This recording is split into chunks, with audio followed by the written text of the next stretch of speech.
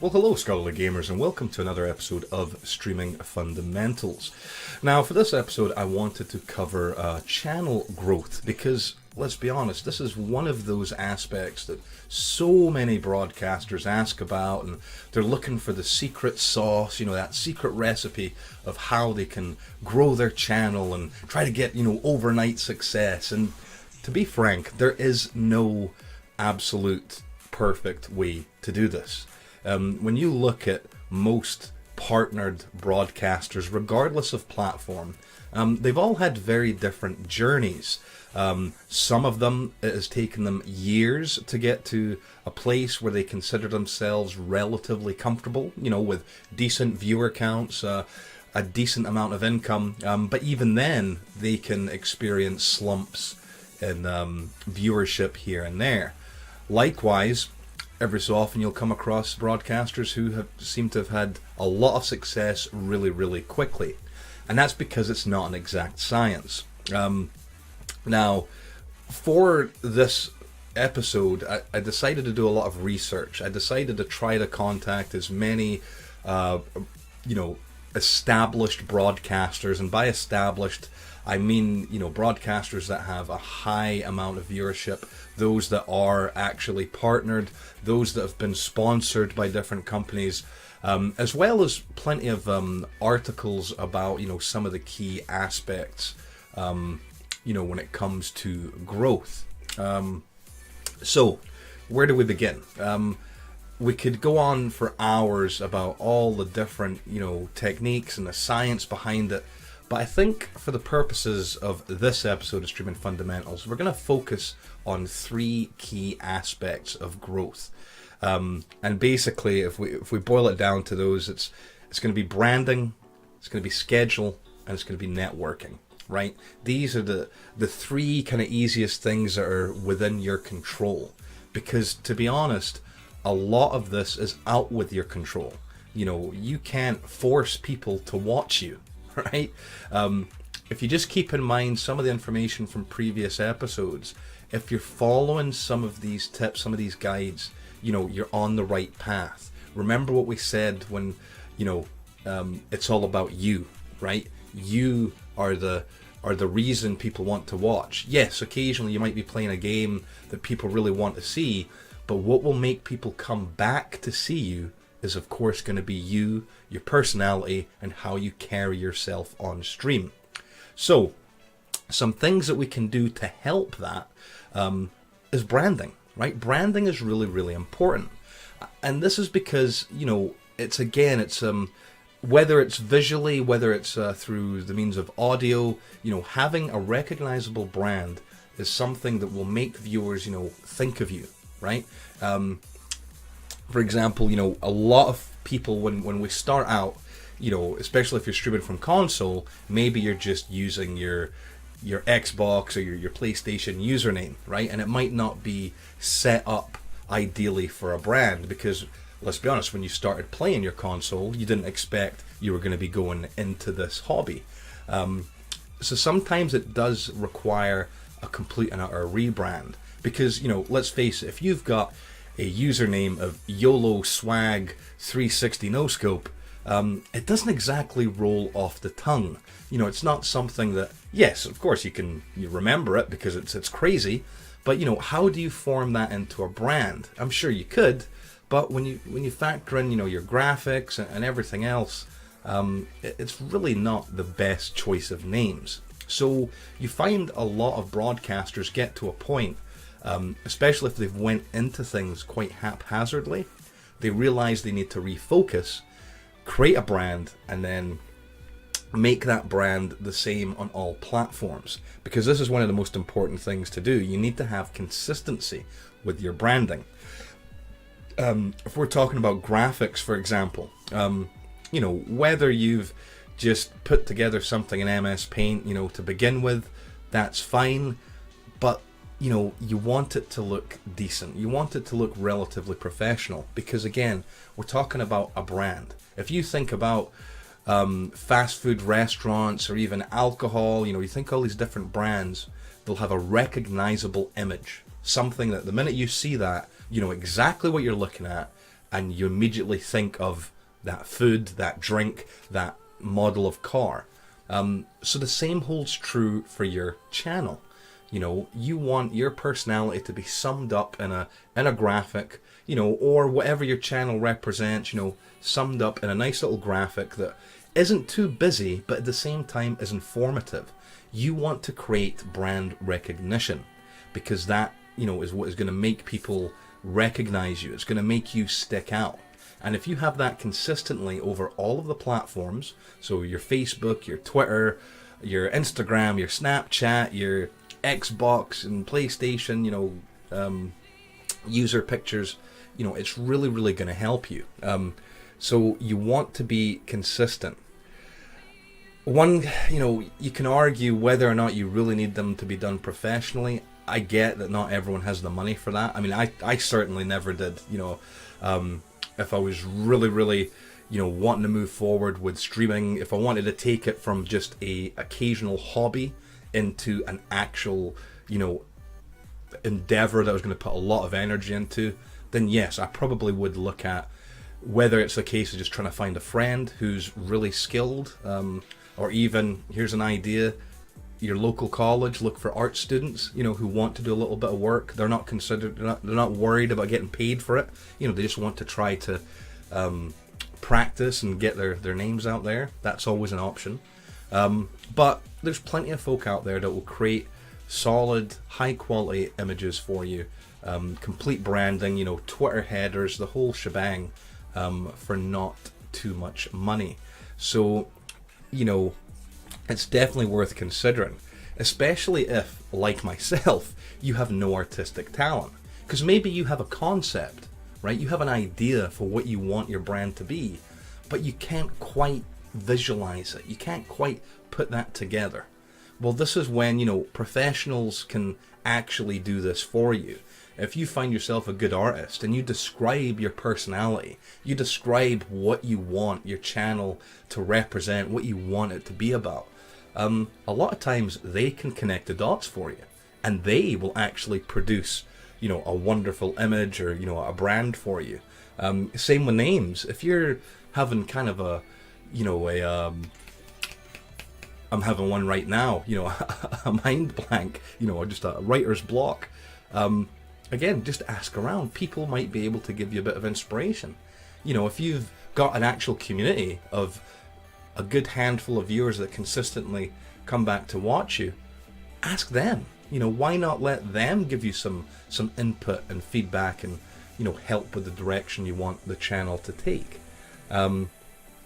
Because this is the thing, artists, they can do all sorts of things for you. They can, make unique designs that will really make yourself stand aside from other folk. You can, having little mascots. Even sound branding is something that I think a lot of people overlook. There's one streamer that I've been watching for years over on Twitch.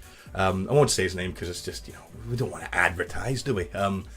But this one person, his branding has always been on point, right? He consistently rebrands every so often as times change and as his channel develops. And when it comes to sound branding, this guy, he always had an intro that was just kind of something he'd thrown together, but it had a certain musical track that went along with it. Years later, now he has a professionally crafted intro, but that song is still in there because for some reason, the way that he did it was this particular track. Anytime you hear it, if you've watched the guy, you immediately think of him. Whether it's in a film, whether it's somewhere else, whether it was on the radio, you just instantly you've got that link. So sound branding can be very, very important. How do you do this? So many different ways, whether it's doing your intro, whether it's follower notifications, or if you're not into follower notifications, then your sub alerts, your tipping alerts, having distinct sounds rather than the default ones that Streamlabs and whatnot gives you is really a good way to set yourself apart from other people. Because let's be honest, this is what it's all about. When it comes to growth, it's about trying to set yourself apart. If there's dozens of people playing the same game, all with a very similar type of graphic, and just a webcam down in the bottom corner. If they all look identical, how do you choose who to watch, right? It's going to be based off their personality, whether you like to watch them. But quite often, branding can make a big difference as well. When you see someone who just has a written out info panel compared to someone who has really nice subheadings that look like they've been professionally done, quite often viewers are going to, be drawn towards that person, just because it looks like, well, wait a minute, this person's put a little bit more time and effort into their channel. So yeah, I'm going to reward them by actually sticking around and watching. But yeah, sound branding can be really, really important, because then you start to identify that particular sound with a streamer, and that's what you want. You want viewers to be able to think about you, even when they're not watching you. When other things happen, if they see your graphic or they hear a sound, they put two and two together, go, oh yeah, that reminds me of, so branding is really, really important. Just try to be consistent. If you're artistic, great, play around with it, ask other people for feedback, and if you can spare a bit of cash, try to look into attempting to get things professionally done for you. Again, my tip with that is students, honestly. If you have friends who are at school, try to look into trying to chat up some of the graphical art students, because quite often they're more than happy to help out in that regard. Right, so aside from branding, another big thing is schedule, right? Think about it this way. I know in this day and age, the way we consume content is different, right? Nowadays, we tend to watch a lot of video on demand, whether that's Amazon, Netflix, your different iPlayers, depending where you are in the world. We've gotten more accustomed to consuming content when and where we want to. But years ago, when we all just watched normal TV, and before TiVo boxes, you had to tune in at certain times to watch something. And this is where, a schedule comes into play in streaming, because when you think about it, if you knew that, let's say Lost, for example, say it came on every Friday at 9 p.m, you wanted to see that show, so you would tune in at that time on that day. Streaming is very, very similar. Think about it this way. Whatever time you've streamed at, right, the viewers that have tuned in and have watched you, more likely than not, have been available at that time of day. So if you don't stream consistently at that time of day, if say you've been streaming between 7 p.m. and 10 p.m. and you've had quite a good amount of viewership and that's worked out really well for you, and then a different day you decide, I'm just going to do it from 9 a.m. to 12, to lunchtime, you might not experience the same results. Likewise, you might actually experience better results. It's about finding what schedule's going to work for you. But the point is, viewers have tuned into you, at a certain time, and the chances are that was a time that's convenient for them. If you're streaming at other times of the day, you're more than likely going to find different viewers and not the same people. Now, this is a double-edged sword, because on one hand, that's great. You're going to experience growth from new people, but at the same time, you also are kind of turning your back on your other viewers. It's very, very difficult how to proceed in that regard. So you can either mix it up and do different times, on different days, so that we can please everyone, or you can just keep a nice consistent schedule of certain times and certain days. There is no right or wrong of how to do it, when to do it, but the key thing is making a schedule and sticking to it, because viewers need to be able to know when to tune into you. I've seen a lot of good practices where broadcasters will maybe on the weekend put out a tweet, saying, look, this is my schedule for the week ahead, which is great because, then their viewers know, oh, okay, cool. Oh, darn it, I'm not going to be able to catch him or her on Tuesday. Oh, but I can watch the Wednesday broadcast and tune in again on Friday. It just helps viewers know that they can, you're accessible. They can tune in and watch you. But with that comes, if you set a schedule, you really need to stick to it. Just scheduling is so important. This isn't just my opinion. This is across the board. Every top streamer that I've tried to contact and slid into the DM, so to speak, when asked what is your one biggest tip, it's always been make a schedule and stick to it. The schedule doesn't have to be the same week after week after week. The point is, once you make a schedule for, even if it's just a week at a time, stick to it. You need to be consistent. And that seems to work really, really well. I know it's easier said than done. Sometimes life hits us, and it can quite often hit us hard. But consistency speaks volumes for you as a broadcaster. It shows professionalism. It shows that you're willing to commit, and viewers respect that. They can see, through the type of person that just streams every so often and when they want, right? When you stream, in an unorganized manner, it's not the same as having a set schedule, because it seems a bit selfish. Oh, you just stream whenever you want. Well, that doesn't fit me, if I'm a viewer, because actually at that time of day, I want to watch this person.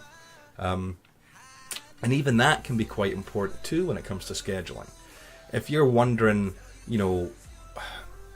if you've got close friends or likewise people who stream very similar games to you, streaming at the exact same time as them might not be the best way moving forward. Now, this isn't to say that, people are going to tune into them rather than you. And I've heard a lot of people trying to use that as an excuse for why they don't have viewers. I'm merely saying, trying to create an environment to give you the best chance for success. So look at, broadcasters, look at events. If you try to stream Rainbow Six Siege, for example, on days and times that the Rainbow Six Siege Pro Tour is airing, that's just not a good plan. Because if I'm a hardcore Siege fan, what am I going to tune into? You playing Siege with your buddies, or the Pro League? Seeing how the champs are doing it, watching, the esport. There's a good chance, at least for me personally, I'm going to be watching Pro League. So think about this. Look around. Be aware of your environment and what is actually going on. Too often, streamers seem to be quite introverted and very focused on their channel and not looking at other channels. And that doesn't do anyone any service whatsoever. In fact, if we think about, the third big aspect of growth is networking, right? Now, networking is something that is so often misunderstood. You know yourselves, right? You've seen networking done wrong. People that are, when they go live, they're sending a tweet out, which is fine, right? But they're tagging other streamers in it, right? Big no-no. Or they're in someone else's stream watching them and they go, oh cool, well hey, I've got to bounce because I'm about to start streaming myself, right? These are all bad practices. They're just, it's not classy by any means.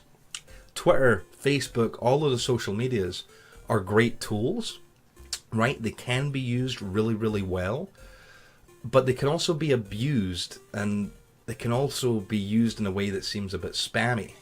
Prime example is when you see these tweets going out that have, half a dozen ats in them to all these retweet services, which if you've been following Twitter closely lately, you can see they're cracking down on those and shutting down those accounts.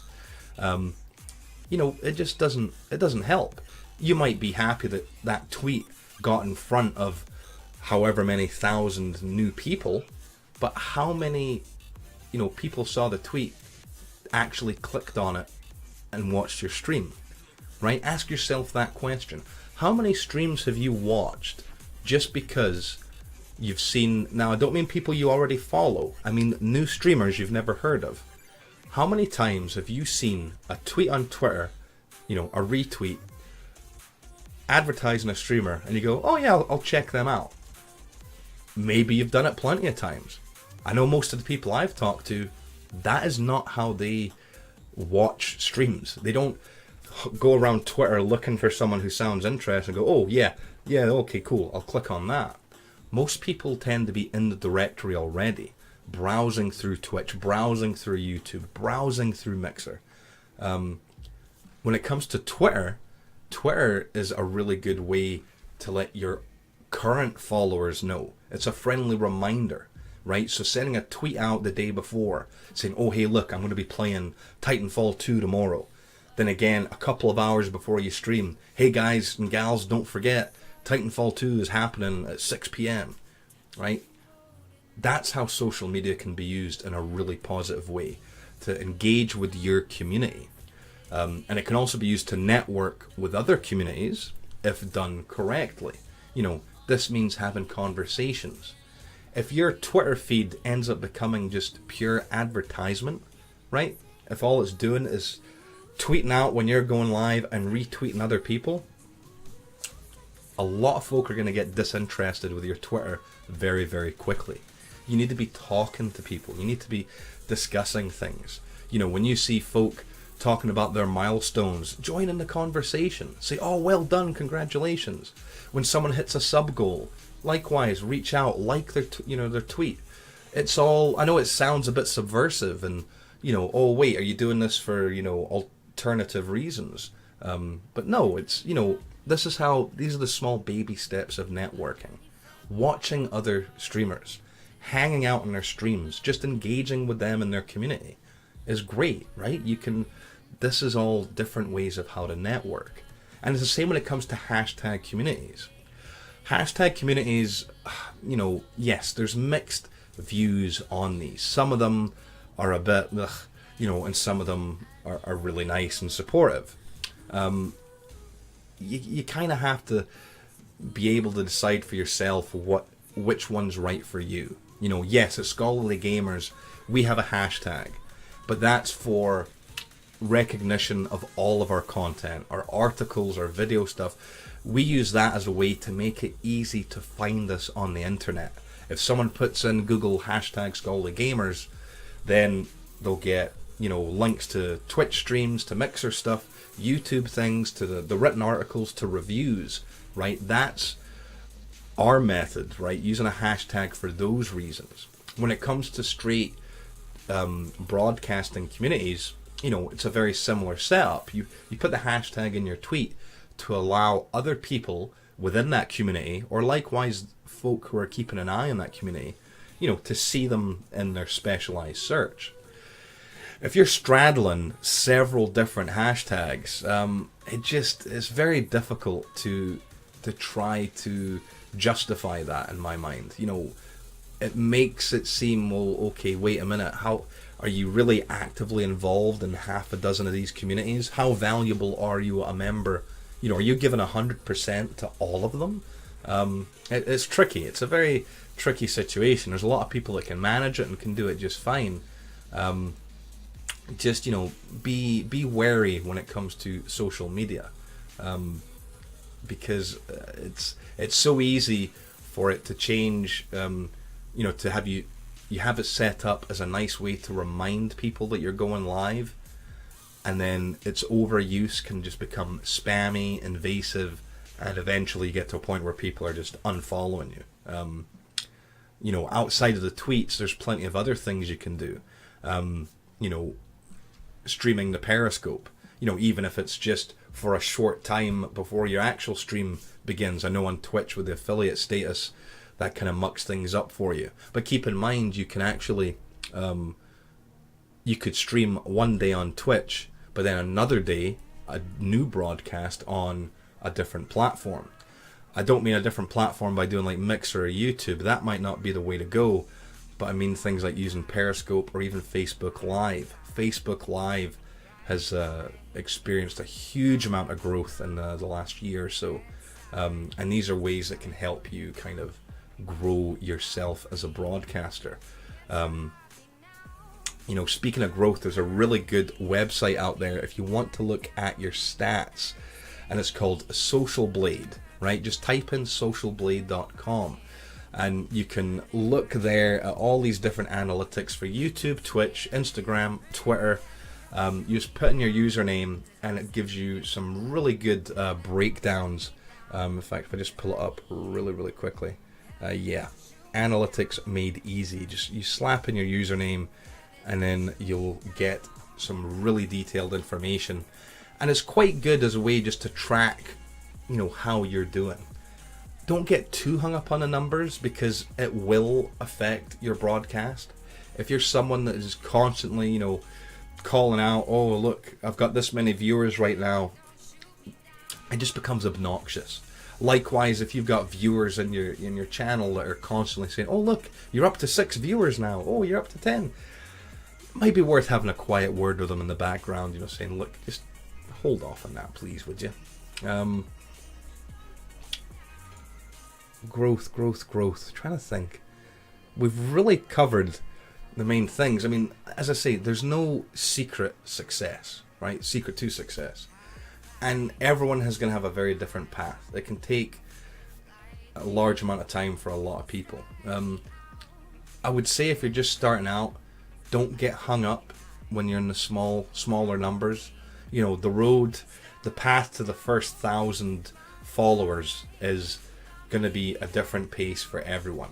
And once you've hit 1,000, that's when, okay, you can maybe start at looking at trying to up the ante, so to speak, you know, looking at how you can improve things and develop yourself further.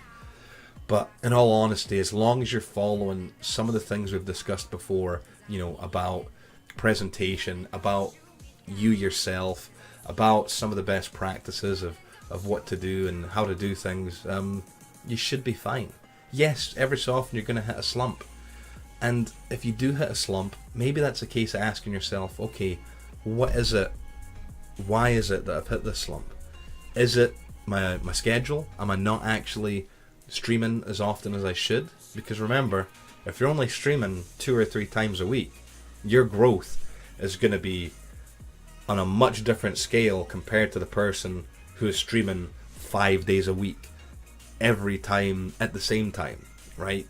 It just, there's no comparison there. So be a bit realistic with your expectations. Likewise, if you're sending out all these tweets and your tweets look quite spammy, they're probably not going to convert into views for you, right? Use your social media in a social way. Interact with other people, because the more people you support, the more people are going to support you back in turn. Right, channel growth. As I said, it's there's no magic way to do it. There's just some of these best practices, in my opinion, and the opinion of many others. It seems the 3 key aspects is branding, schedule, and networking.